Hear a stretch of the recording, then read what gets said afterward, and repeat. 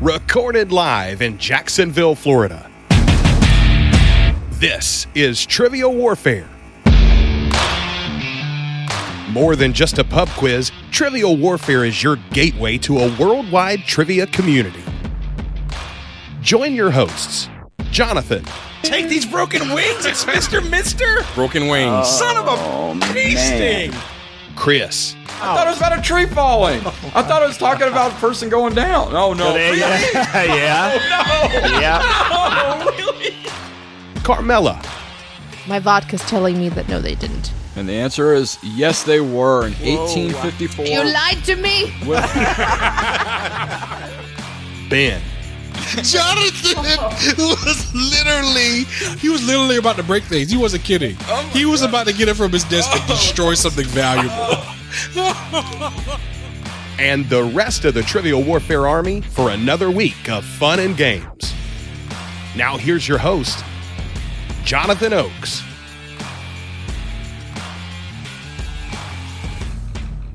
Hello and welcome back to another episode of Trivial Warfare. We are the podcast that takes a pub quiz out of the pub and brings it home to you. My name is Jonathan and I am here today with a gaggle of guests. That's right, none of my normal cohort of hosts is with me today. I'm alone in my room by myself, all by myself. But Dustin Resch is with me today. Hey, Dustin. Hey, buddy. How are you? Doing good. Glad to have you, my friend. Derek Taylor is with us today. Hello, Derek. Hello, hello. Welcome to the show. And Sara Callori is with us today. Hello, Sara. Hi, I'm so happy to be here. Welcome back. And guess what? We have a fourth guest. Our fourth guest, Cheyenne Fletcher, in the house. Hello, Cheyenne. Hey, how you doing, Jonathan? Doing great. Cheyenne pulled general rank status and said, hey, if you need a host anytime and you don't have one, give me a call. And this week we're like, Cheyenne, I need help. And he's like, I got your back. So excited to have Cheyenne here. I want to get to know everybody a little bit better. Dustin, remind everybody where you're from, what you do, and something fun about yourself. I am from Denver, Colorado. I'm an artist, illustrator. I have a day job that isn't any of that, but I'm a children's book writer and illustrator, and I'm trying to get some stuff published. And something fun about myself is I've been on 60-something trivia podcasts now, and it's been a while since I've called out my wife. So fun thing is, happy birthday to Brooke. Oh, no kidding. Happy birthday, Brooke. It was yesterday, but yeah. Oh, I was about to be excited because today's my mom's birthday. So they were almost birthday buddies. My mom turned 75 today. How old did Brooke turn? I am not saying that on there, but let's try. Worth a try. That's a question to which there is not a right answer. Worth a try. Well, Dustin, welcome back to the show. Thank you. Derek, tell everybody where you're from, what you do, and something fun about yourself. So I am from Lenexa, Kansas, which is a suburb of the kind of Kansas City metropolitan area. I am a specialty consulting pharmacist for a national mail-order pharmacy. I guess something interesting about me is I went to school for 9 years for engineering before I decided that was not the life for me and went 4 more years to school to pharmacy instead. So we have a doctor scientist, essentially, is what you're telling me here. You're a doctor scientist. You're Dr. Science. Somewhere in there. Dr. Science Derek Taylor. Nickname is Secure. I love it. So that was what you do, right? Oh, the interesting thing was the engineering school? Mm-hmm. Outstanding. So you're one of those people that we like to call smart. That's what people tell me. I don't believe them, but that's what people tell me. Got him on the wrong team. But I'm excited. Sara, remind everybody where you're from, what you do, and something fun about yourself. Well, I am in Redlands, California, although I am a transplant from New Jersey, so I more identify as a New Jerseyan. I'm just in California. I am a physics professor, so you can call me Lady Dr. Science. Lady Dr. Science in the house. Yes, the Batwoman to Derek's Batman, I guess. My fun fact that since my last appearance here, I went on Wheel of Fortune. That was the best thing to come out of the pandemic for me, is they were looking specifically for contestants who could drive to the studio. I went on Wheel of Fortune. I won a trip to Antigua. I haven't been on it yet. I won a lot of money, and I used that money to turn the back of my garage into like my fantasy pool house / tropical bar. Oh my God. How cool is that? When is the party that you're going to invite me to? Whenever it is safe for people to travel. I love entertaining and I miss it so much, so I totally want to have parties there. Oh my God. How far is, so Redlands is in which part of California? So if you go to LA and you drive like straight towards the desert to on your way to like Arizona, is about 45 minutes before you hit Palm Springs. Okay, so middle southern California. Yeah. Okay, very cool. Think we're going to have a party in the desert, y'all. Very cool. Well, welcome back. And Cheyenne, tell everybody where you're from, what you do, something fun about yourself. Yeah, from Tulsa, Oklahoma. I have a trivia company here, questionable company. If anybody needs trivia, get in touch. And something fun about myself, I always forget about this. Let's say I've been to 5 continents, one being Antarctica. Ooh. So it's kind of exciting. Did you make friends with any penguins? No, but I love watching them. They are like, since they have no like real predators on land, they're just worthless. Like they just like hobble around and fall over. Like they have no concerns about anything catching them. They are not built to escape from anything. Chickens of the sea. No, actually, you say that on land, you're right, but in the water, they're very aquadynamic. Yeah. Oh yeah, they're amazing in the water, but like on land, like one will just like be waddling, one will fall over, then the other one will fall over that. Then they just like, it's ridiculous. It's amazing. And Dustin apparently is calling himself the penguin of... I just found out I'm a penguin to their Batman and Batman. At escaping from anything on land, and I'm pretty good in the water. Oh my God. All right. Well, we're going to have a great show today, and we're going to start it with Warm It Up, Chris. It's time to warm it up on Trivial Warfare today. And there's only one person who can warm it up for the TWA, and that's Chris. And sometimes Jonathan. All right, Cheyenne, take it away. You're playing the part of Chris. Yeah, here we go. So what we're going to do here is we're going to do college stadiums and arenas. Man, we're sporting it up the last few episodes. Here we go. Okay. Yeah. Oh, well, man, everybody. Derek and I are like, we've got a chance. Sarah and Dustin are like, man... Oh, why couldn't you ask about isotopes? Well, the deal is that lots of these at least have some like localized names, right? So you don't actually have to know completely about sports. You can get them from some of the names. All right. So, all right. I'll start with you, Jonathan. Okay. The first one is Memorial Stadium. And what do you want to know about Memorial Stadium? Where is it? Oh, I'm just kidding. That's ridiculous. There's like 25 Memorial Stadiums. Well, I was going to say there's definitely there used to be a Memorial Stadium in Baltimore, but it got torn down. Yeah, no, there's so many Memorial Stadiums. Like they're all called that. So I just thought I would start you off with the stupidest one that makes no sense. Thanks. All right, here we go. Here's a real start. All right. The Carrier Dome. Carrier Dome. Ooh. Oh, crap.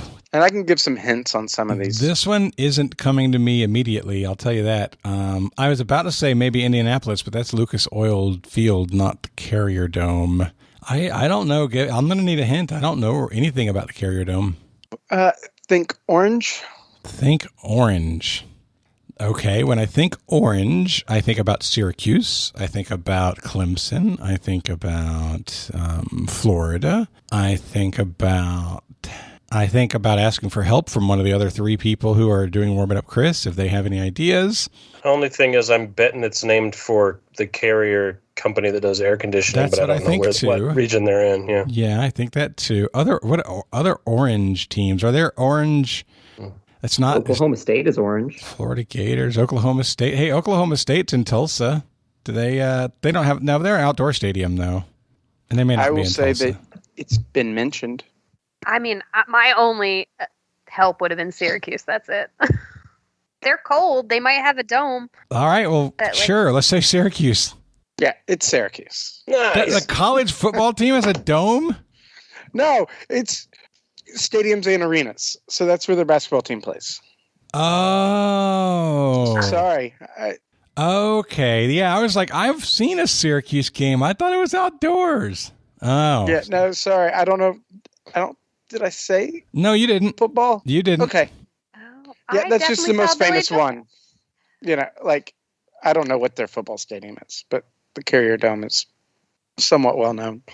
All right, we'll go Dustin. I'm going to go clockwise here. Boone Pickens Stadium. Boone Pickens is Boone Farm Stadium. T. Boone Pickens was an energy guy, like oil man, and I think he was put a bunch of money into the wind farm stuff. I think he was an Oklahoma guy, so I'm going to say Oklahoma State. Once again, orange again. Good job. Wow, Dustin, for not knowing sports stuff, you sure did nail that. I used that. sports to get that. Yeah. All right. So, Derek, Beaver Stadium, and it's not in Oregon. Is that Michigan? No, but a rival of Michigan's. Wisconsin. Keep going. Um, Like he has to name a city, right? Or or the school. Or the school. It's not Michigan State. I feel like I should know this, but it's just not coming to me right now. Anybody else? Who are the Beavers? It's not. Is it University of Minnesota? It's not. No. Beavers. This is, I think, the second largest stadium in the U.S. Is that Ohio State? Yeah, that's what I was trying to think. I mean, Michigan is one of the biggest. Ohio State's one of the biggest. I don't know. I don't know who the Beavers are. Any other? What's the answer, Cheyenne? It's Penn State. Penn State. Penn State. Yeah, it's like I forgot the history, but somebody associated with the school. I think maybe an ex-governor or something. His last name was Beaver. So the foundation was not, in fact, built by beavers. It was not. Okay. All right. Damn, that would be a big stadium Dirty if it rumor. was. That was the joke I was hoping someone would make. Good job. All right, Sarah. Lavelle Edwards Stadium. For who? Sarah, sorry. I need as many hints as you're willing to give me. I can name 3 stadiums. Yeah, this one is actually pretty tough now that I'm looking at it. I'm glad you think this one is tough. I'll say that the school is named after a different person, if that helps. In what part of the country? It's Western. Western. Okay, we got Western. You know what? I'm gonna go with BYU because it is a school in the West named after someone. And that is correct. Brigham Young University. Wow, that's a really great job, Sarah. That was a really good clue, actually. It's ironic. My husband is not a sports guy, but he loves college football. So if he heard this category, he would probably come in here and just nail everything. All right, now we're back to you, Jonathan. Okay. Husky Stadium. Husky, Connecticut. Yukon? No, think of another Husky. Damn! There's a Husky somewhere in Washington State. Is it Washington State? Stop before you say the last University of Washington. It is in the state of. I wasn't. Man, I thought I had it with Yukon. I was excited. Yeah, that's Washington. All right, Dustin. Rose Bowl. That's in Pasadena, and it's USC plays there. I mean, did you? Oh, okay. You're just looking at me for more. Well, I mean, if you say Pasadena, you should be good. Yeah, as you were saying, he'd take city, so I know it's in Pasadena. I don't remember who plays in the L.A. Memorial Stadium and who plays in L.A. Memorial. I think is USC because I actually saw a game there. Okay, but then I'm going to say UCLA. That's right, okay. UCLA. Oh, so it wasn't Pasadena? The town is Pasadena, yeah. The school is UCLA. I thought you were accepting the towns. I was, for some, I guess. I mean, I'm looking mainly for the schools. We need one rule or another, bro. Yeah. Well, no, when you first said that, the one that question was on was a more school-centric one. So I was like, yeah, I'll take, if you'd said State College for Penn State, I would obviously take that. But I didn't think about. Okay, so you want I've school got all names. these listed as the schools. Yeah. All right. So I kind of want to pass this next one to Sarah, but I'm going to give it to Derek. LA Coliseum. I'm going to No wonder he doesn't want us to name towns. Yes, USC. And sorry, Sarah, Neyland Stadium. Oh, yeah, there's only one more I can name, and that's not it. Where anything in other information? Can she buy a vowel? Yeah, there are lots of vowels in this state and school that is in the SEC. Is it like Tennessee has a lot of vowels and vowels? Is it Tennessee? It is Tennessee. Good job. All right, Jonathan, Kyle Field. Kyle Field. Can you spell it? Kyle. Kyle. Can you use it in a sentence? Teams play college football at Kyle Field. What's the origin of the stadium? I'm assuming a person's name. You said teams. Well, if I don't want that to mislead you. I'm teasing, dude. I have no idea. Can you give me something that helps? Used to be Big 12, now SEC. How about University of Missouri? No, the other one. The other one. I don't remember the other one. Damn it. I know I really don't remember the other one. I knew Missouri did that trick. I can't. Oklahoma State? No, that's not Oklahoma State. Shoot, who am I thinking? As we all know, that's T. Boone Pickens Stadium. yeah, clearly that's a well-known fact. I don't know the other one that moved. I can't remember it.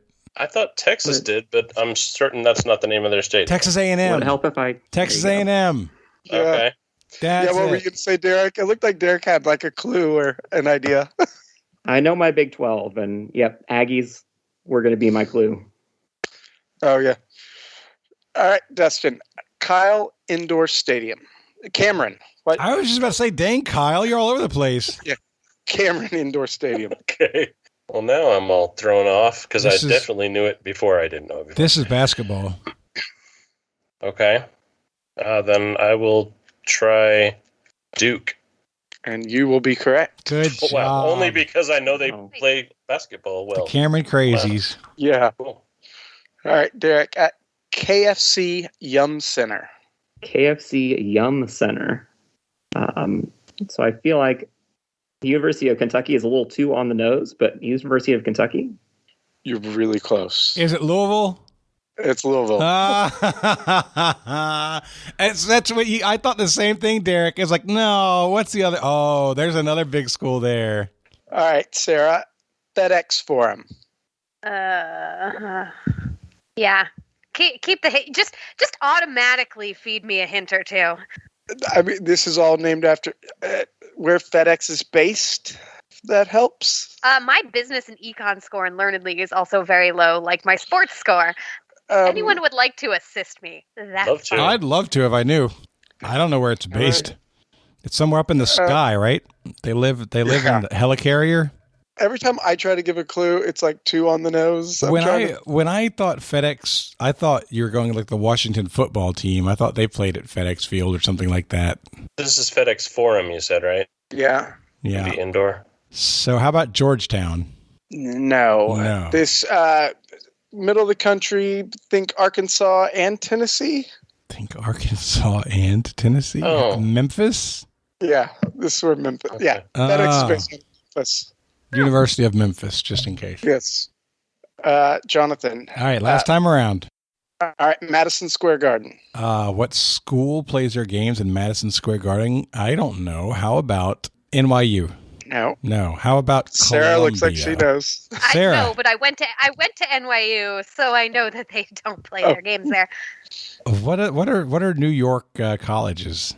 I mean, you've got Columbia is the other huge one, but then you have a lot of like the city colleges, but I don't know if anyone is big enough. I mean, you have Fordham, but aren't they the Bronx? Would they travel down there? I don't know. Don't know. Or City University in New York. Yeah, I don't know if like the city colleges have like bigger sports teams that would need an arena of that size. You wouldn't play at Madison Square Gardens if you weren't something related to the city, though. That'd be a hell of a trek just to play your home games somewhere you don't live.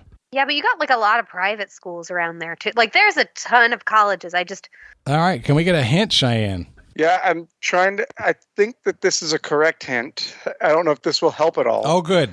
Meta World Peace attended school here and played basketball for them. So does that help at all? Ron Artest, if that's his original name, if that helps anybody. Doesn't help me. How about give us the school colors? Red, and you're asking me a lot right now. Red and white, I believe. Is it St. John's? Yes. Oh my God! Really? The Red Storm? Yeah. Holy crap! I'm still surprised I got it based on that. I didn't know they were in New York.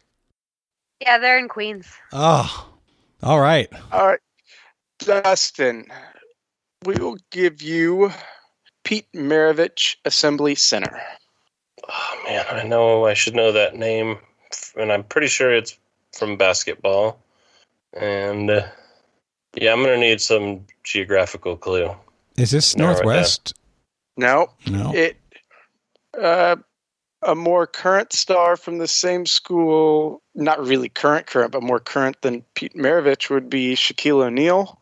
Oh. Is Florida somewhere, right? No. This is out in the bayou.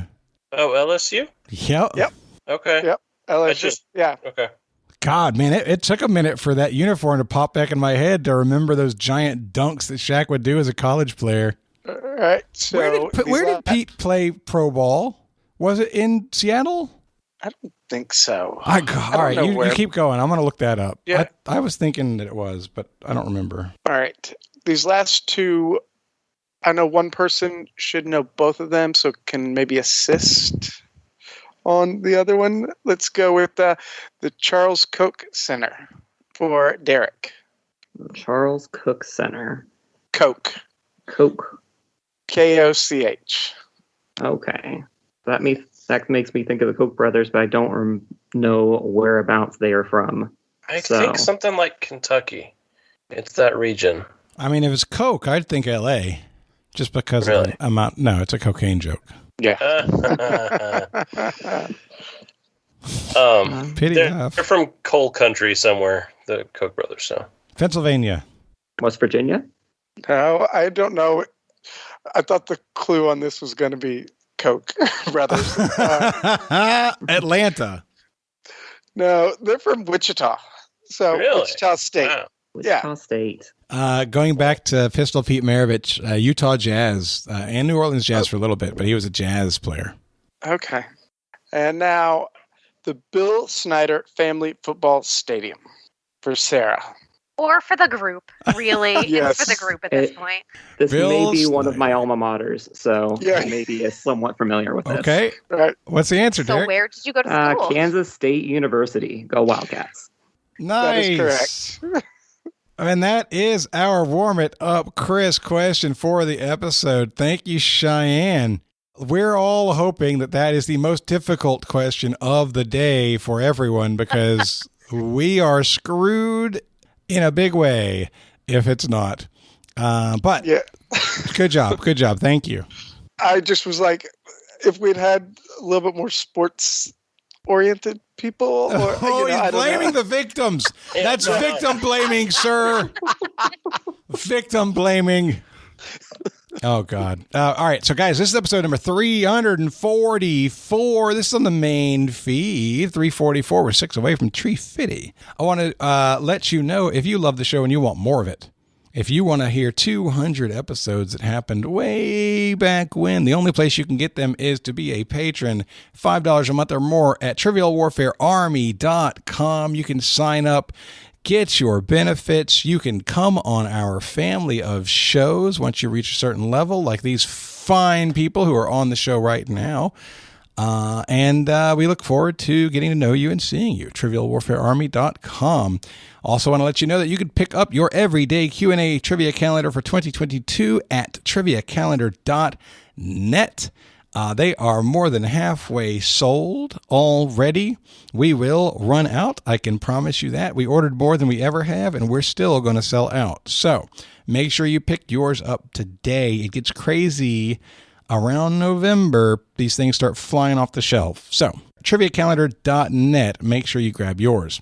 Today's show, it's going to be Dustin and Derek versus Jonathan and Sara. Cheyenne is hosting, and it's time to play the game. Play us. Oh. yeah. Y'all know what time it is. This is Mr. Literature himself, cordially inviting you to the game. This is 6 rounds of trivia goodness. 3 questions per round. Every right answer gets you 10 points. In the middle, we'll take a pause for the cause and ask a midpoint question worth up to 20 juicy points. After round 6, you can wager any or all those points you've been building up and take a shot at the final round. It's a series of theme-based questions we call the Gauntlet. It's just that easy, baby. But this game ain't gonna play itself, players. Let's get it on. All right, Cheyenne, take it away. Round 1, question 1. We always try to do somewhat current eventsy. So this is current events now, but it should work in a couple of weeks. Eminem opened an Italian restaurant in Detroit recently, and the restaurant takes its 2-word name from some of his lyrics. What is the name of the restaurant? Oh, confident in that, Sarah? I don't really know Eminem lyrics, but I love celebrity gossip. All right, we're going to lock this in. I was muted like a big idiot, and I thought you all heard me say I was locking it in quite a while ago, but then I saw the mute icon. That's why we don't mute. We don't mute nothing. You're not wrong.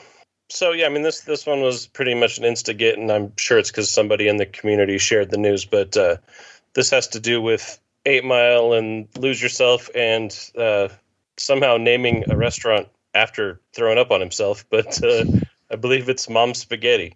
And Sarah? Yeah, I know absolutely no backstory. I just have seen this on, my morning gossip reads. It is Mom's Spaghetti. Yep. Correct answers all around. Mom's Spaghetti. Beautiful. Good start. And I love the image of this. Like, there's something about Eminem who he always looks mad. Like, there's pictures of him. He was serving the spaghetti out of a window, and he just looked so angry. Also, didn't he hate his mom? Yeah, I think it's just a play off of that. I know. It's just kind of weird. And they have 4 items. You can get spaghetti, spaghetti with balls, spaghetti with vegan balls, or sketty sandwich. Wow. That, you know what? Once you know what you're good at, specialize. Right. It better be the damn best spaghetti in the state, though. Right. Round 1, question 2, geography. Geography. The 3 most western islands of the Leeward Antilles in the Caribbean are known as the ABC Islands. Not for alphabetical purposes. That's what their names begin with. Name any one of the ABC Islands. Oh, crap. We can go ahead and lock in on our end.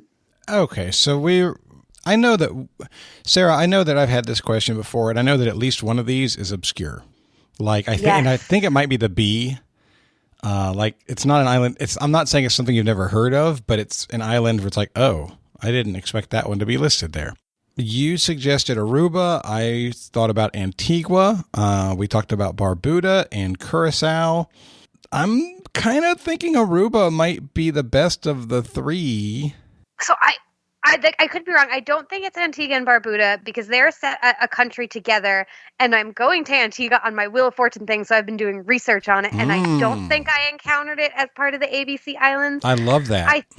I think Aruba's the A, but I always get confused because I know like Aruba's kind of more south than a lot of the other Caribbean because it's like closer to Venezuela, but I think the Antilles are like Dutch, right? Because I think it's got a Dutch, Aruba has kind of like a Dutch settlement background. I don't know the origin.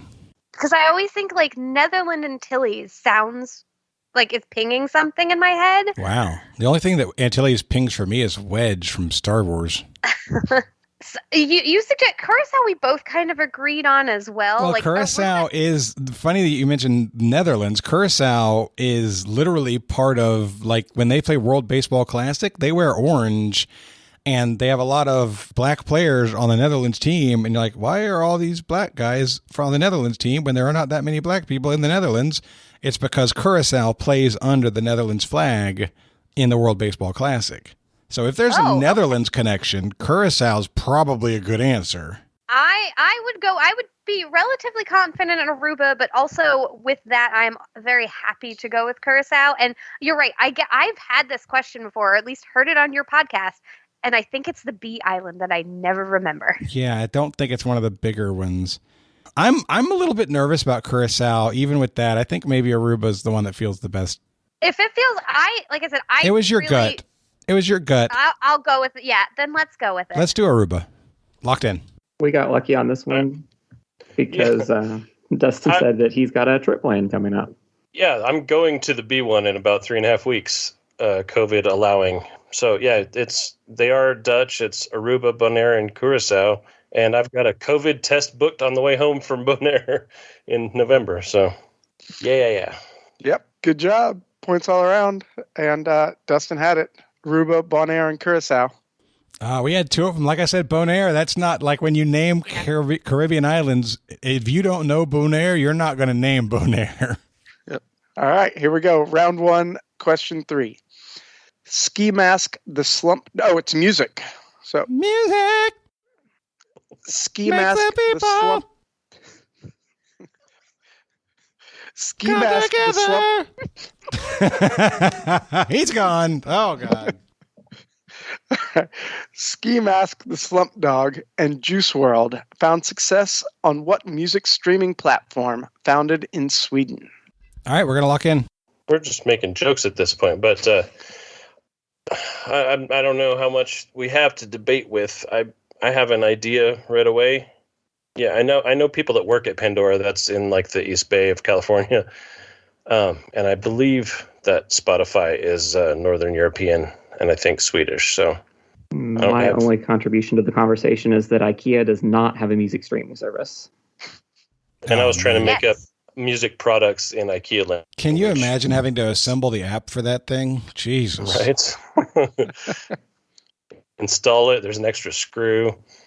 Yeah. But yeah, we're going to say Spotify because we don't have anything better.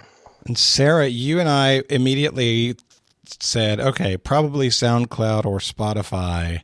And we were originally leaning towards SoundCloud.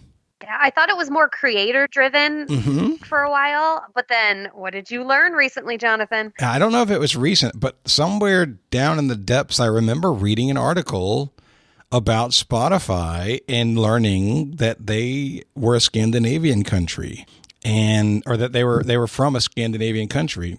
The Spotify flag, the Scandinavian Spotify, black field with white stripes.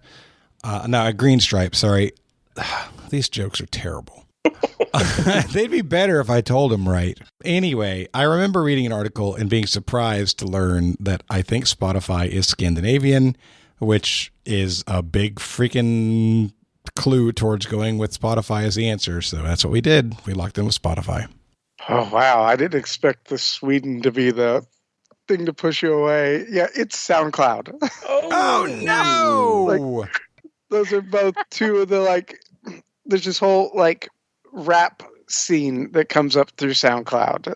And those are both two guys that have, like, made, like, pretty big success coming out of that.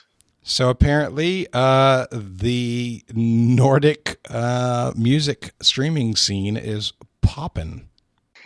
Yeah, exactly. At the end of the first round, the score is 20-20. It is a tie game. All right, here we go. Round 2, question 1, world history. The uprisings in North Africa and the Middle East, known as the Arab Spring, were followed by multiple civil wars and is currently active and is known by what appropriate name? Could you read that again? You switched from plural to singular somewhere in there, and I'm not sure which specific thing you're looking for. You said civil wars, and then you said is known by instead of are known by. And so it's like, which civil war do you mean? Let me just double check this and make sure I've got. Okie dokie. Okay, I think it works. I get what you're saying, but I think it still works. Okay. Well, I mean, the subject-verb agreement doesn't, even if the answer is right, it needs. So you could say one of which is, but where I'm stuck is if there's multiple civil wars, how do we know which one you want? Okay. The uprisings in North Africa and the Middle East were known as the Arab Spring and were followed by multiple civil wars. And it is currently still active. What is its appropriate name? Are you saying the Arab Spring is still active or the civil wars are still active? The civil wars that followed the Arab Spring. So are it is still active, all, and they there's have a separate name. So there's a Collectively name have a for the name. combination of wars. All of the wars combined Yes. are called something. Yes. Okay, thank you. And I feel like something got edited out of this question without me realizing it at some point. There was something, definitely, just to let y'all know, this question had something about that it was, the Arab Spring was started by the civil war in Tunisia. I don't know where that went. Somewhere in the editing, maybe? Like something got, I don't know what happened. Okay. Yeah, I just remember writing this question, and it's not where it was. And No, that's just going to be embarrassing, and neither one of us knows.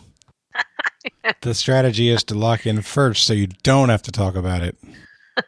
With that in mind, we're locked in. Yeah, that was our objective too. Just Lock waiting. in first and not have this conversation be public. The recording is now 20 minutes of silence. Yeah. Derek and I are debating kind of blindly because neither of us has a real strong idea. It feels like it's going to be seasonal still. You agree? Yep, and it's probably going to be some adjective paired with the season that's going to give us our answer. So the one that I had that was less of a joke than the rest was Bloody Summer. And I I'm mean- fine going with that because 3 more minutes of talking is not going to get us any closer to this. Yeah, and that's a pretty common adjective for things like uprisings, the Bloody Sunday and things like that. Especially if there's multiple wars, it Right. fits a lot. So And ongoing. Yeah. So I agree. I don't see us coming up with anything better no matter how many more minutes we have. So we're going to lock in Bloody Summer. And our conversation was damn near useless, I think. We had the seasonal aspect, so maybe it's Arab Summer, or we had the what if Disney was naming this a movie, and in that case, that's the one we went with. We locked in with Arab Dawn. you were really close. It's Arab Winter. Oh, man. All over it without hitting it. Yeah. Okay. Oh. I think I specifically said there's no way it's winter at one point. we talked out winter right away. Yeah. So. All right. Round 2, question 2. This is geography and science, maybe? Geography and science. Unfortunately, the last living male northern white rhinoceros died in 2018. While he lived much of his life in Kenya, his name made it sound like he was from Khartoum. What was his name? All right, we're going to lock in. Yeah. I like it better when you're asking me about stuff that I've got tickets for on my desk, Yeah, like all we're able to get from that clue is that it's a reference to Sudan where Khartoum is. I mean, do you have any kind of thoughts, Derek? I know Sudan has the most pyramids in the world, but that's about all I know about Sudan. That'd be a pretty interesting thing to name a rhinoceros after, but possible.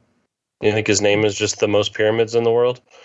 I mean, that's as good as at least 2 pyramids on his face. I mean, I was joking when I said Sudan Sam, but I can't think of something. Can't think of any particularly Sudanese names that are rolling off the top of my mind. So No. I'd be pretty embarrassed if I'm wrong that that's where Khartoum is, but I don't think I am. I don't think it would be just Sudan, so I would... Sudan Sam. Sudan Sam. That's what we're looking in with. Sarah, what did we say?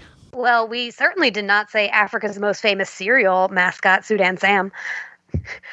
But we are hoping locking in with just the name of Sudan was the name of the rhino. So we said Sudan. Oh. Yeah, it's Sudan. Oh, yes. I learned about it listening to a science podcast. I was like, oh, that's kind of interesting. So, but there's no way to really ask it without making it geography related. Yeah. So, never give both names unless you're prompted, right? I should know that by now. Yeah, I don't know if I would have prompted on last name Sam. No, you would not. All right, round 2, question 3. All right, sports. It is called the Pac-12 now. It was called the Pac-8 until 1978. when it became the Pac-10 by adding what two schools from the same state? You didn't torture us enough already with college football. This could be college gymnastics. Wait, are these like, oh my God, this is my ignorance. It's not just football the way that they're split up. Oh my It's God. all sports. I just said it was all for football. So stupid. Sports is a real low category for me. So, yeah. I just didn't know that the same delineations existed for other sports other than football. Yeah, it's generally the same, right? Like, it gets a little wonky with some of the smaller sports, but yeah. All right, I think we're going to go ahead and lock in on this one.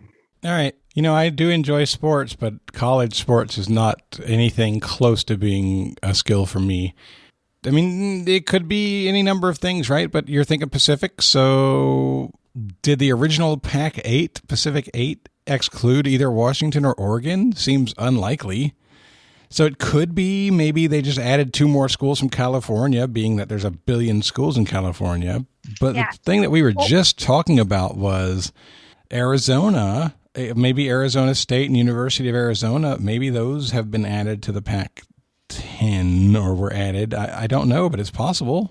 Yeah, like if they were originally more something with like the South Central, Texas region, Right. same. But could you make the same argument of something like Utah or where it's more mountainy? Yeah, I wouldn't think that Utah would be in the Pac. I don't know. I can't name the I don't Pac-12 know. at all. If I could name any of them, I mean, I could name Washington State, University of Washington, Oregon State, University of Oregon. I assume those are Pac teams. Yeah, I know a little bit about this because my husband got his master's at University of Oregon, and it is the one sport he follows. So I know some of the teams they play. Okay. They play Arizona. If I can, Ooh. they play Arizona. I've seen them play the one college football game I went to. They play USC. Yeah, UCLA, California, USC. Those are They all play going to be Cal. in there. I don't know if Stanford's independent, but maybe Stanford's in the group. I think they play them. Yeah, I don't know well enough, but like I just kind of have like a general feeling of what teams Oregon has played, and I know they're in the Pac-12. I like Arizona as an whatever it answer is. because it could be that they were previously excluded, and when they wanted to expand, they expanded their reach, and Arizona could be added. That is fine because the other 3, you can't imagine if they're doing something called Pacific that the 3 states that touch the Pacific would be Right. excluded. So Exactly. I have no good reason other than that logic, but like Arizona's fine with me. All right, we're locking in Arizona. And we had a lot of that same conversation that Cheyenne's evil if there are 2 other California schools where most of the other ones are also. And I thought the same thing Jonathan was saying, that the ones touching the coast were probably already in it. So we danced around Utah and Arizona, and we decided to try Nevada and UNLV. And Derek, tell me why we're wrong. Nevada, I just remembered, is not a Power 5 school. UNLV, I think, is, but Nevada is not. So I think that kind of takes our answer out of the running. All right. Yeah. I did ask for the 2 schools, but I'm assuming you knew that. Oh, you asked for the 2 I schools? thought you asked You asked for the state. I thought you said 2 schools were from what state? What 2 schools from the same state? Oh. But Oh, we would have said University of Arizona and Arizona State. Arizona State. exactly. Yeah. So that's right. Arizona State. All right. I say give it to him. Yeah. No, All right. Well, that's the end of the second round. Sarah and Jonathan picked up 20 to have a score of 40, and Dustin and Derek picked up 0 to have a score of 20. Got the goose egg in round 2 over there. ouch. Sorry. We're having a trivia winter over here. Yeah. They were really close on everything. That feels so good. Damn Sam. Stu and Sam, come on. All right. Round 3, question 1. The British TV show Till Death Do Us Part was the basis for what American show that ran from 1971 to 1979? All right, I think we're going to go ahead and lock in on this one. I don't know Okay. where the person went that we're saying that to, but So, yeah, I'm not sure about years, dates, and it's not especially for either of us, but Sarah, we kind of threw out All in the Family and Happy Days. You said you think All in the Family is adapted? I believe that was one of the ones that I was surprised to learn that, like, it was kind of adapted from a British TV show. Like, I definitely thought that was like an all-American show. But I believe it was like a remake. Okay, so that definitely gives it points in that direction. I was about to ask or suggest that we'd need to look for something where a couple are basically stuck together even though they're not getting along all the time. That's more All in the Family than it is Happy Days. Are there any other Married with Children style shows from the 70s? No, I like All in the Family, and it's, I think, too early for it to be cheeky enough and be about like a paranormal show, because you could imagine at first, before I heard the years, I was like, was it like 6 Feet Under or something? Because that would be a good, tongue-in-cheek name. Okay. I kind of like All in the Family, like the couple that's stuck together, British import. The era is pretty spot on. It's good. I'm good with it. I say we do it. Yeah, this is an era. I'm not like super great with TV from being born and watching TV, so that guess is as good as anything I could come up with. All right, in the category of pre-born TV, we're saying All in the Family. Dustin and I both started typing the same thing at the same time, and that answer was All in the Family. We felt like it really fit the time frame. I feel like they did run right about in the middle of the 70s, and Dustin felt like Archie's Place kind of started right around 79, 80. So just felt like all the pieces fell into one. So we also went All in the Family. And I'm pretty sure it's not a strict spin-off, but that American Graffiti directly influenced the creation of Happy Days, if I don't remember that wrong. So yeah. I thought it was Love American Style falls in there somewhere. Oh, you may be right. It might have been a spin-off from Love American Style. Well, points all around. Yes, Woo! All in the Family. Yeah, Happy Days came from Love American Style. I forgot. I don't even know what Love American Style is. I just have heard that name in connection with the beginning of Happy Days, so it sticks. I think it was vignettes, almost like standalone skits about people. Huh. I believe so. All right, question 2, round 3. Yep. Here we go. Science. Science. God. The dwarf planets Pluto, Makemake, and Haumea are located in what region that stretches from 30 to 50 astronomical units from the sun? Yeah, we're thinking the same thing. Then it's probably good. Yeah, I think we're going to lock in. It's definitely not the first thing that I autocorrected to. That's why I'm going to be glad that we're talking it out loud, just because everything I say is going to get autocorrected weird. Yeah, I don't think either of us is super, super strong in astronomy. I know that the Oort cloud is out there somewhere where comets come from, but I think that's way farther out of the sun's orbit, and I'm having trouble coming up with something. I'm trying to think if I've ever heard Carmela say this on the show, because that's usually who the good answers in this come from. All the Van Allen belts and stuff are popping up in my head, but I know that's just the magnetic fields around the Earth. It feels like zone is in the name, and now I'm only thinking of deep, deep underwater zones, which isn't helpful. Sorry, the first thing I came up with was the Bone Zone. The Bone Zone. Remember Roy Bone or whatever his name was? Ken Bone. Ken Bone. Yep. Welcome to the Bone Zone. All right, you are not helping, and you're not supposed to know. Silence! Man, yeah, nothing's ringing any bells for you either, huh? No. I hate the answer of Oort cloud because I'm certain it's wrong. That's farther away.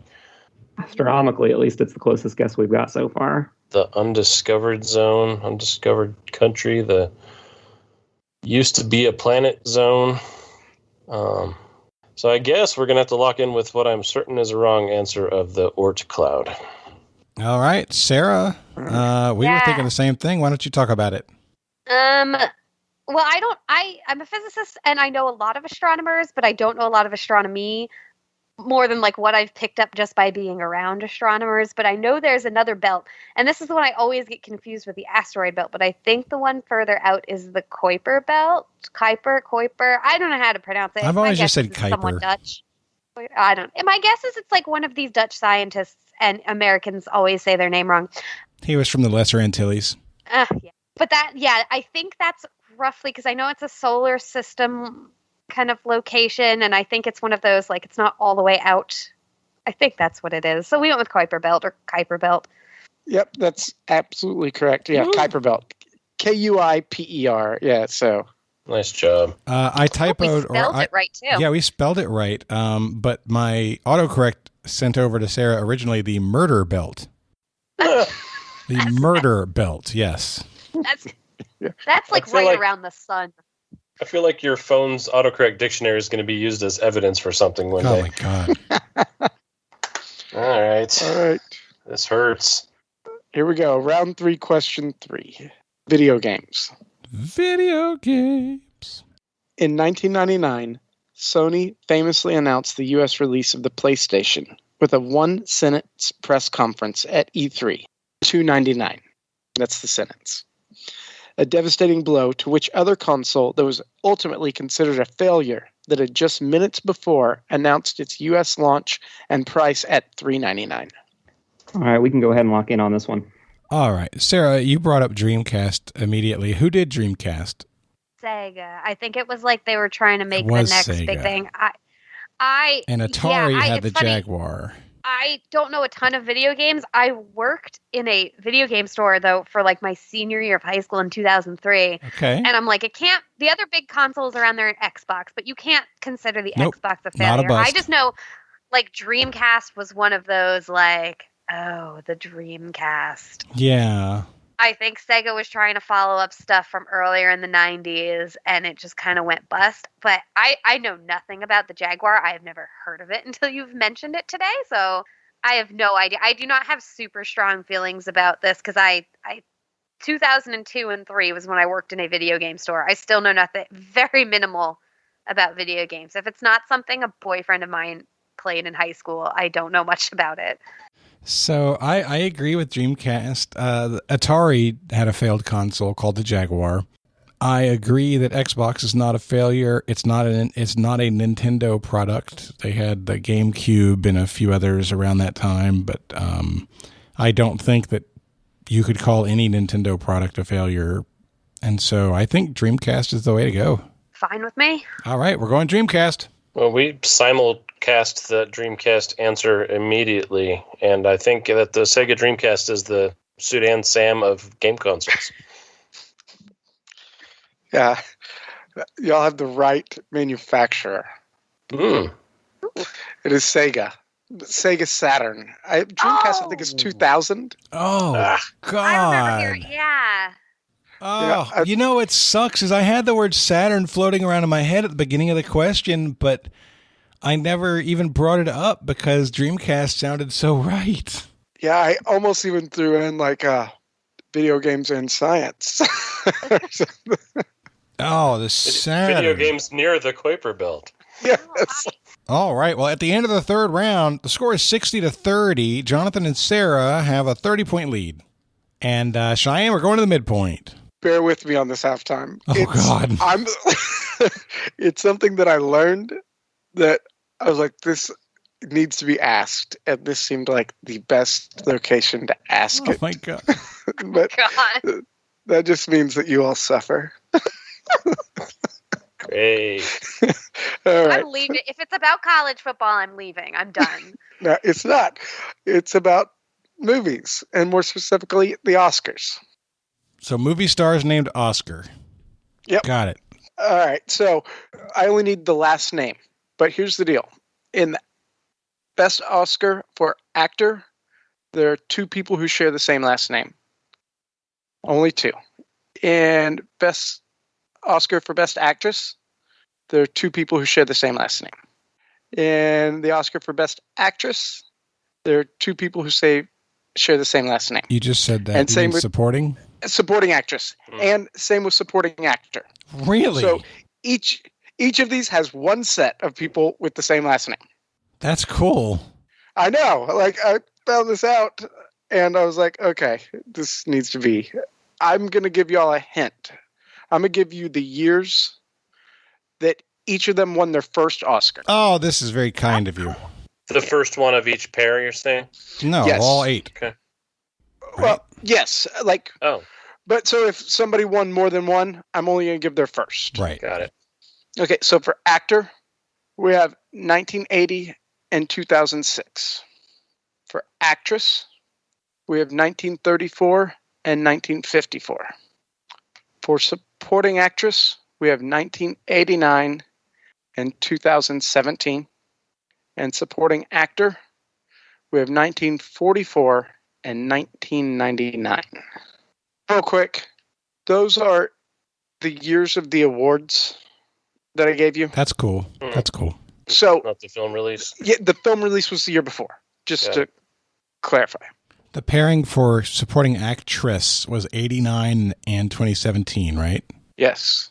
And the supporting actor is 44 and 99? Yes. And I will freely admit that one is very difficult. I think you can get that off of 99. Like, that's the way in. I just thought it was too cool of a thing not to include. No, I really like this question. I'm not being very helpful, but I really like this question. Okay. I'm fine with that. Ready? Yeah, we're going to lock in. I'm good with whatever you want to put for actor. Okay. All right. Cheyenne, we all, I think, enjoyed this question. It's a challenge, but it's a cool question. All right, well, I'm leaving actor for last because we absolutely have no idea. So we're going to do Hepburn for actress. For supporting actor, we're hoping that there was a Williams in the 40s and that's maybe Robin Williams. Wild stab at like Sharon and Emma Stone, or anyway, Stone for supporting actress. And actor, we're stumped. Those are both years I can't think of what the heck would have been out, so we're going to Lucky Johnson, that stupid thing. Okay, so you said Johnson, Hepburn, Stone, and Williams. Yep. Okay, so Sarah, I came pretty strong with the first two. Hepburn was immediate. Totally agree. Catherine, Audrey, the years are right.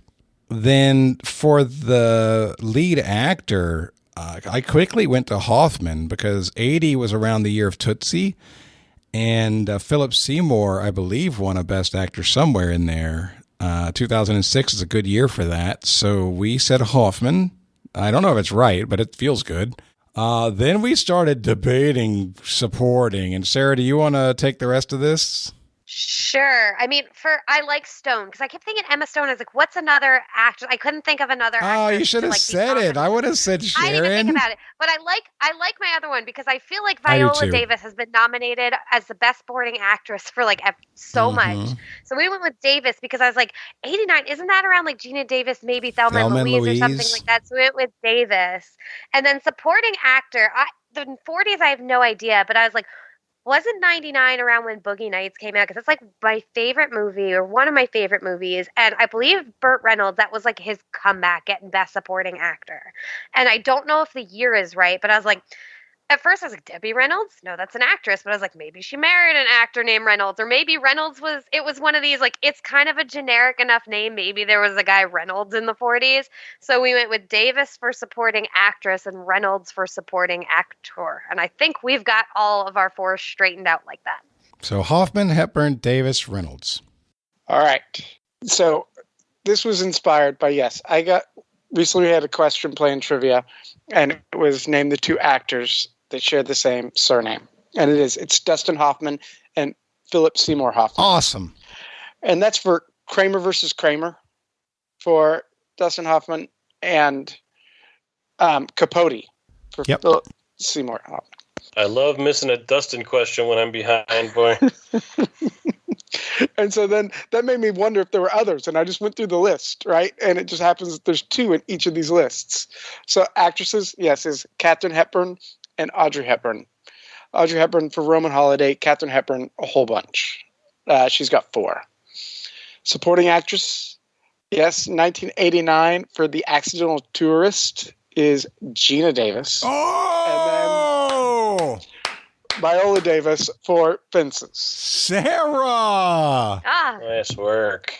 Now, I mean, wrong Gina Davis, but I knew it was like that was her era when she was like super big. So right. And then supporting actor, I didn't know how to do anything with this. It's Charles Coburn and James Coburn. Oh, God. Was this for Maverick? Was James Coburn? Affliction. Yeah. Wow. Okay. Yeah. And Charles He would have Coburn, won. the more the merrier. So, James yeah, Coburn won Best Actor in the early 60s, didn't he? Cat Ballou, I think. Wow. Dang, that's a good one, Shane, and I hate it. So you guys got 5 points there. We got 15 points there. Score coming out of the midpoint, 75-35. Sarah and Jonathan have a lead. All right, that's the end of the first half. Before we go on to the second half of today's game, I want to let you know that today's show is sponsored by BetterHelp. Let's talk seriously for a second, guys.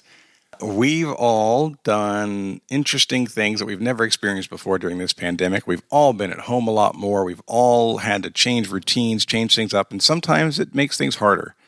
Sometimes we don't get what we need from our relationships and from interactions with people when all we can do is talk to them on the phone or talk to them on Zoom. In those cases, when you just need someone to talk to, when you need counseling, BetterHelp is a fantastic option for you. BetterHelp is the premier counseling service online. You get connected with a licensed clinical counselor.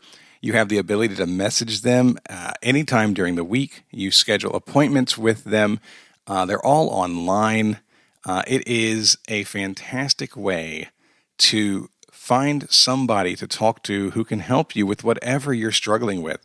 That might be depression just because things are what they are right now. Maybe it's anxiety. Maybe you're worried about things. Maybe you need relationship help. Maybe you just need a friendly ear.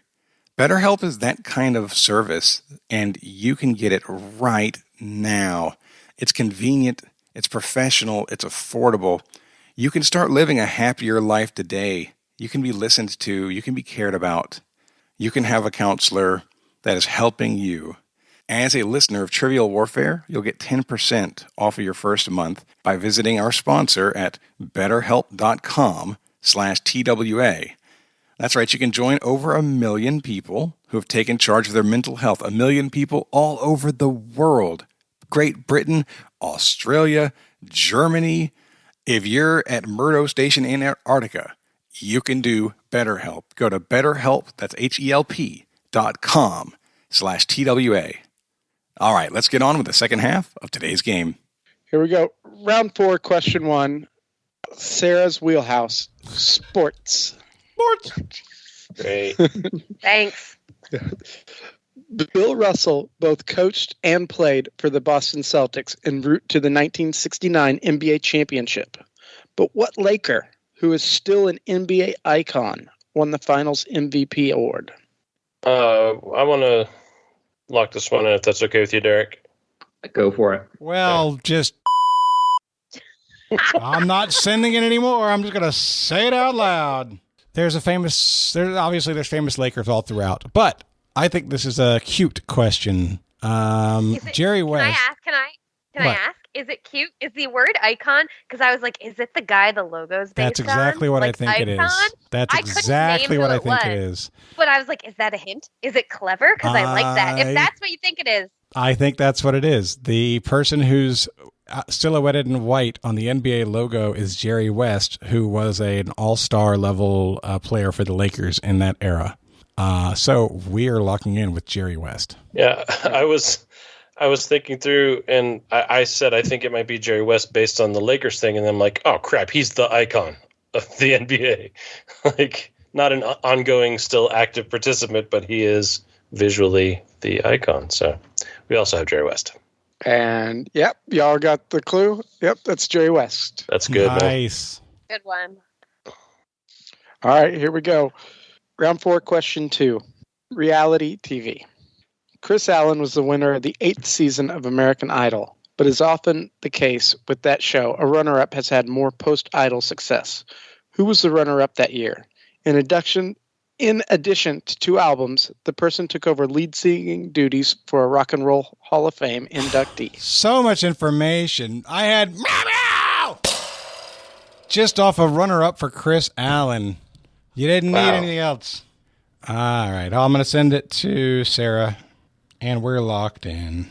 Yeah, I was making faces about reality shows because I don't watch many of them, but this actually is one that we do watch.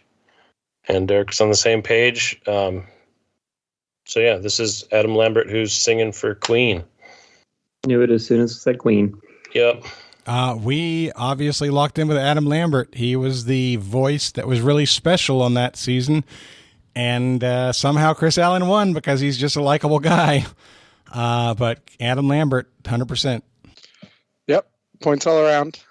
And the star, I point out a couple of these, like the video game question. That question were both from John Liu. Kind of helped me with both of them. John. Thanks, John. So, all right, here we go. Round 4, question 3. TV again. Which comedian's variety show aired on American TV from 1987 to 1990, but is much better known for being the original home of a spin-off series that's still on the air and has now run 10 times as long? We can lock in. So can we. But we can talk it out a little bit. I was trying to come up with 3. Yeah, we could 3-2-1 it. That makes more sense because there's not all that much to say about it, really. All right, let's do it. Here we go. 3, 2, 1. Tracy Ullman. Tracy Ullman. All right. Good job. All right. Score update. We all got everything right in that round. That was the best round of the game for everybody. The score is now 105 for Jonathan and Sara to 65 for Dustin and Derek. All right, here we go. Round 5. Music and geography. Sharing its name with a country star from the 90s who had #1 hits with Bye Bye and I'm All Right. What is the name of the strait that separates Sicily and Italy? We're going to go ahead and lock in on this one. Man, I thought I'm All Right was Kenny Loggins. I don't know what a 90s country song star is doing with it. Do you know the answer, Sara? Oh, what country stars have the last name Strait? George Strait? Yeah, I was like, is it like Georges, like in Italy? Like Georges Strait? Dyer? The Dire Strait? No, I think he's saying that their last name is going to be the name of the strait. Because I was like, I went to George Strait because I said, Strait, that'd be clever. That would be it's like clever. a country last name. So like Shania Twain or, 90s country, Cyrus. Oh, Billy Ray Cyrus. Cyrus? I mean, if Cyrus feels a little more like Persian. Greek and Persian. Mm-hmm. It's not bad though. 90s country is Brooks. No way, shape, or form in my wheelhouse. I could be like Garth, but none of that is Italian flavored. I'm working enough. on it here. Give me a jam naming people. Name some people. The 90s were a long time. There's lots of people in the 90s. McGraw. Did he give specific years? No, he said 90s country star with #1 hits. I'm All Right and Bye Bye. I don't know it. McIntyre, Winona, Alan Jackson, Toby Keith, Randy Travis, Hank Williams Jr. Oh my God. I don't know. David Allen Coe. None of these names sound like they would be the name of a strait between Italy and Sicily. Like none. You know what? I like George Strait. I think that's a great answer. Leave me my George is straight, okay? I think that's awesome. We're going to lock in the George Strait. We're going to let Derek take this one. Bye-bye, love. I'll catch you later. Jody Messina. So it's the Straits of Messina. That is 100% correct. Yes. Loggins and Messina were a thing. No, but it's a different Messina, though. Is it really? That's so messed up. I didn't realize that bait of like, I'm All Right, Kenny Loggins, Jim Messina with Kenny Loggins on Danny's song. And then like, there was so much there. That's so good. So, all right. You guys, that was a big get for you. Just FYI. Good job. We really needed you to slow down for a second so we could catch up. Right? All right. Round 5, question 2. Food and drink. In 2013, the city of Irwindale, California, sued Hoi Fong Foods over odors coming from their factory. What popular product was produced at this factory? Oh, wow. Is that Meow Meow, Sarah? Oh, I it's more like a purring. I mean, we're going to lock in what you say. So this has become an ASMR podcast. I think your meow meow scream earlier took it out of ASMR category. Shut up. We're locked in. I believe in Sarah. Good thing someone does. Somewhat sure that Hoi Fong Foods is the manufacturer on the bottle of sriracha that's in my cabinet. So our answer, I think, is going to be sriracha, if Dustin's okay with that. My contribution is I believe Derek. And Sarah? Yeah, I kind of remember this from my love of weird news, but also they're the manufacturer, I believe, of sriracha. And yep, points all around. Wow. Good job. This game is picking up. Yep. All right, here we go. Round 5, question 3. Biography. All these questions will be about a person. Wait a minute. Wait. Yeah. What do you mean all these questions? We're round hold 5, on. question I know. 3. I see what happened here. This doesn't have a category right now. So we'll say words. The category is words. Born in Texas in 1892 and a one-time student of Langton University, Bessie Coleman was the first Native American and first African American woman to have a pilot's license. In the early history of flight, a female pilot was referred to by what gendered 8-letter label? Oh, I love it. Let's lock that in. So we're going to talk out gendered labels, which is going to make us come off great. Absolutely. Before he said the 8 letters, I was thinking, I thought Bessie Coleman was a barnstormer, but that's not gendered, obviously, and that's more than 8 letters already before you start adding feminine diminutives to it. So far, pilot S is 8 letters, but I want to talk this out a little more because I don't feel good about that one. Do you know anything about Langston University? Like, if it seems like a clue Cheyenne's dropping that we don't know enough about. I do not know anything about Langston University, unfortunately. I'm trying to bring Amelia Earhart knowledge into things from the Kansas side, but I can't think of any particular adjective that was applied to her that was gendered for her piloting abilities. I'm trying to make pilot work, but it's not enough letters. It'd be funny. Pilotte. Aviatress does not work because it's 9 letters, not 8. Instead of aviator. Oh, no, it's aviatrix. I think you just pulled it, dude. Oh, there we go. You pulled it out of my head anyway. It's going to be aviatrix. Totally. Good job. Ooh. Let's do it. Yep. And Sarah, you had this really fast. I'm sad they didn't go with pilot. Right. And for flavor text, I believe Bessie Coleman had to go to France because I don't believe she was allowed to even get a pilot's license in the U.S. It's aviatrix. Yep. Good job. Both of y'all. Yep. Points all around. Yeah. So I realized as I read that we had written this for something else at one point, and Langston University's in Oklahoma. And so I was like, that kind of sounds like we're dropping something, but it's not. It's not. It's just extra info. Well, at the end of the 5th round, things have tightened up considerably. The score is 125 for Sarah and Jonathan to 95 for Dustin and Derek. Round 6 is all before and after. Oh, boy. So there will be a common word in the middle, and it all associates with literature. Literature. All right, number 1. An American Revolutionary pamphlet features the Dashwood sisters from an 1811 novel originally published by a lady. Locked.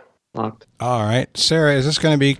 Oh, you already sent something. Did you send Common Sense and Sensibility? I did. The only Revolutionary War pamphlet I can really think of is Common Sense and the Dashwoods. Sense and Sensibility. All right, that's our answer. We typed the same thing slightly faster. So, yeah, since Common Sense and Sensibility is our answer as well. All right. Good job. Yep. Points all around. All right, here we go. Number 2. A crescendo of heartbeats is a sound for an ominous trip up the Congo River. Ha!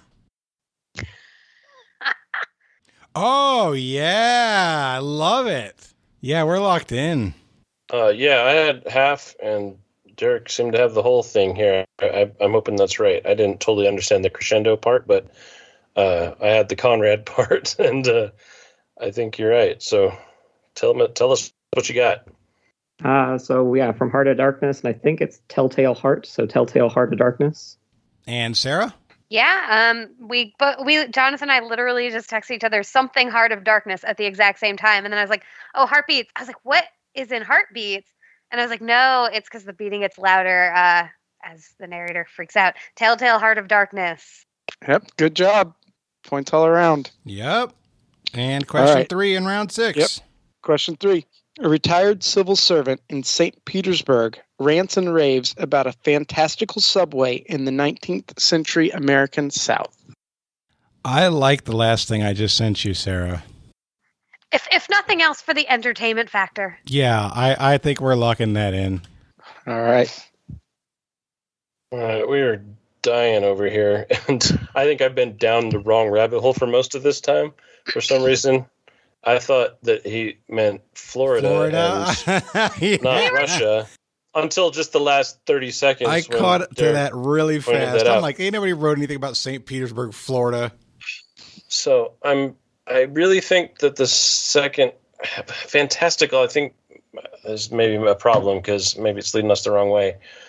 Because I was thinking Underground Railroad, I know is a book, and it was like a metaphorical subway, kind of. I don't know if that's the same as fantastical. Thunder from Down Underground Railroad. I didn't think of Russia for enough time. It stinks. Oh, so we were stuck on Underground Railroad, and I was telling Sarah, I was like, I don't think that's going to be categorized as fantastical. We were thinking Russian for a while, but then I started naming authors, and that kind of helped get to some real books. And this is probably not right. This is probably a wrong answer, but it sounds so good. So we stopped there and locked in with War and Peace Train. Wow. It's pretty good. Oh, yeah. Cat Stevens, man. Pretty good. So, yeah, it was Underground Railroad. This is Notes from Underground Railroad. Notes from Underground Railroad? Author on Notes from Underground? That's KFC. That in college. Yeah. You've read Notes from Underground? I don't remember it. I Oh, my don't God. remember liking it, but I now remember that I read it. Woof. All right. Well, Can we get a half point on that one? no, you cannot. No, you can. You can have a half a point. Yes. Not a half of a 5 point? No. You get half a point. So at the end of the 6th round, Derek and Dustin have 115 and a half. If that half point loses, you're taking it away. Thanks to lose, you're taking it away. And Retroactively. Sarah and Jonathan have 145. All right, we got to figure out our wagers. In what category for the gauntlet, Cheyenne? TulsaCon. Oh, everybody's eyes got big except for Derek, who's like, I can do this. That's not far away.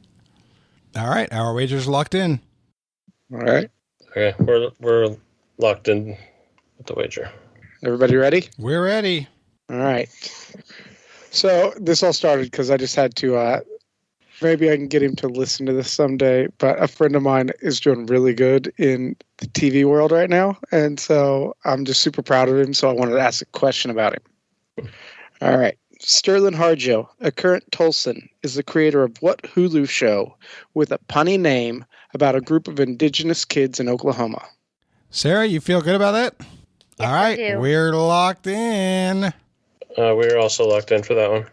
All right, here we go. Question 2. The Tulsa Shock were an WNBA team from 2010 to 2015 when the team moved to the Dallas-Fort Worth area and changed their name to what? Clarification, that's like the nickname part, right? God. I gotta be honest, I thought the Shock was still around. Yeah, at one point we did have Marion Jones on the team. All right, guys. We're going to lock. Okay. We're going to lock in. All right, question 3. A Tulsa businessman named Cyrus Avery is known as the father of what that was created in 1926? Tulsa is home to about 26 miles of this creation. Oh, that is the name of the thing that I was thinking of. Yeah. Yeah. All right, we're going to look in. And our answer's locked in. All right. The Gauntlet, TulsaCon. Sterling Harjo. A current Tulsan is the creator of what Hulu show with a punny name about a group of indigenous kids in Oklahoma? Jonathan and Sarah? This is all Sarah. I love Taika Waititi, and I believe he is also helping produce this show. I believe it's Reservation Dogs. Dustin and Derek. We definitely have the same thing circled, Reservation Dogs. Same reason, too. All right. Question 2. The Tulsa Shock were a WNBA team from 2010 to 2015 when the team moved to the Dallas-Fort Worth area and changed their names to what? Derek and Dustin? We went with that well-known WNBA team, the Dallas Lone Stars.